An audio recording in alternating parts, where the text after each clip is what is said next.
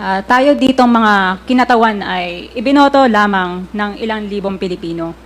Ngunit ang kasama natin ngayon ang Pangulong Duterte, ang most voted Philippine leader ng 2016. At ang kanyang anak, Vice President Sara Duterte, ang most voted Philippine leader naman ngayong 2022.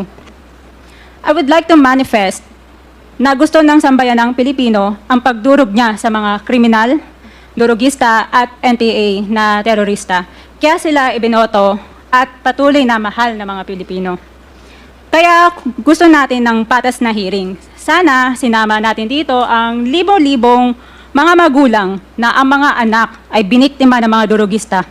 Ang mga ordinaryong Pilipino na naglalakad galing trabaho, tapos sinaksak o pinatay ng adik, lahat ng mga kababaihan, na kahit pati infant na babae ay ginahasa na ng adik.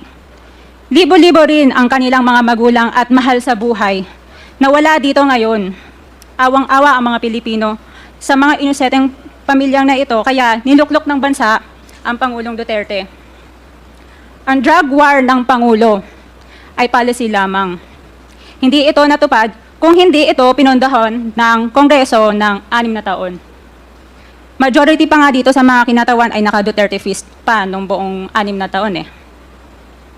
Ang Duterte Youth Party List po ay patuloy na naninindigan sa Pangulong Rodrigo Duterte at pangalawang Pangulo, Sara Duterte, na naglingkod ng maayos, dumurog sa mga durugista, kriminal at NPA na terorista para proteksyonan ang milyon-milyong Pilipino. Bakit wala nag-iimbestiga dito o nag-iimbita sa atin sa sobrang raming Pilipino na biniktima ng mga durugista?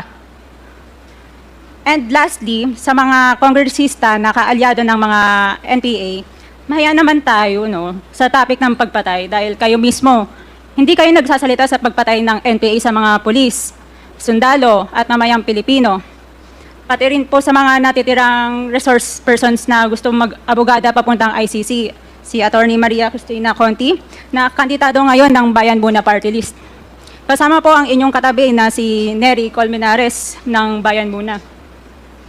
Sa NPA, nire-recruit ang mga kabataan para pabagsakin ang gobyerno at pumatay ng mga pulis, sundalo at tropa ng gobyerno. Hindi nyo naman kinokondena ang pagpatay nila. Ang kinokondena nyo ngayon ay ang dalawang naging most trusted leaders ng bansa na todo effort protektahan ang milyong-milyong mga Pilipino. In support sa advocacy sa Pangulong Duterte, ang Duterte Youth Party List ngayon, Kongreso ito, ang kaisa-isang nagpapanukala ng pagbalik ng death penalty para sa mga rapist, kidnappers, durugista at terorista.